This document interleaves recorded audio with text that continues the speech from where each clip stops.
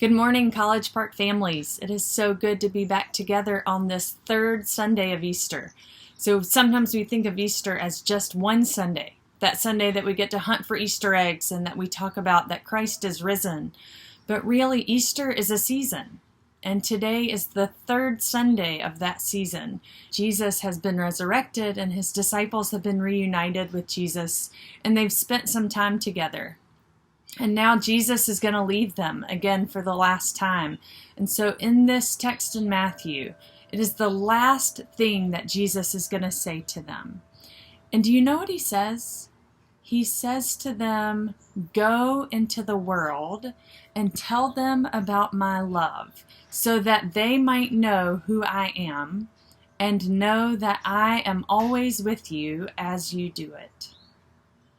The last thing that Jesus wants them to do is to go out into the world and continue to share that love that they have watched Jesus share with all these people throughout his ministry. At College Park, we believe that loving God means loving people. And that can be hard to think about as we are not seeing people as much as we would like to. As we are at home more, we're not getting out to see people, our friends, our family, even the strangers at the grocery store. So it can be hard to think about how we continue to share God's love and to be the love of God in the world. Today, our church and Beth David Synagogue will have people from our communities who will go to Lindley Elementary and who will distribute food to families who need food.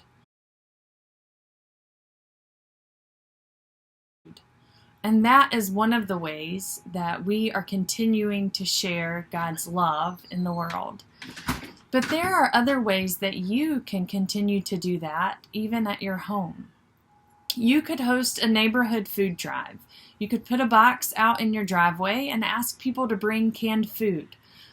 Greensboro Urban Ministry and Out of the Garden Ministry and many other ministries in Greensboro are in need of canned food, and you could help do that. You could send cards or notes to people from your church or even from your family that you know aren't getting to see people much, that aren't getting to see their family members. You could just send them a note to tell them that you love them. You could drop off notes at fire departments or send notes to our first responders just to tell them how grateful we are that they are working and caring for our communities in this really uncertain time.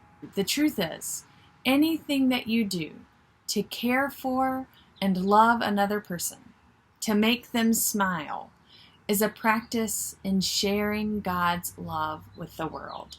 Anything that you do that you're thinking about another person is what we call heart time in our house, is a way of sharing God's love in the world. You could decorate your front door with hearts, like this picture of Brooks and Bennett's front door. You could color on your fence with bright colored chalk, just to remind people that spring is happening.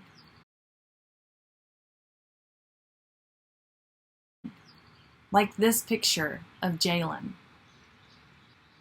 You could FaceTime with your friends and family and have a game time where everybody laughs, like Bradley Webb did with his family.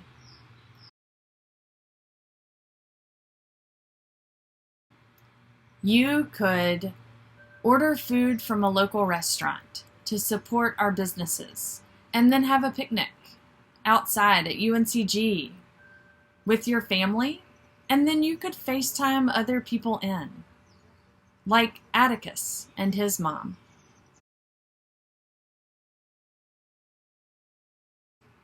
Or even the small, thoughtful act of leaving a note that says, "I love you," on your mom's desk, like Ruby.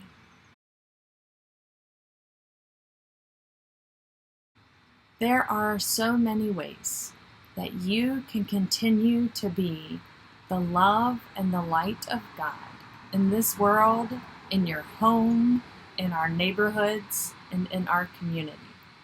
So this week, I challenge you to think of a way that you can share God's love with someone else this week, and then do it. And send us a picture. I'd love to see what you come up with. Will you pray with me? Our ever-present, loving God, we are so grateful that your love finds us wherever we are.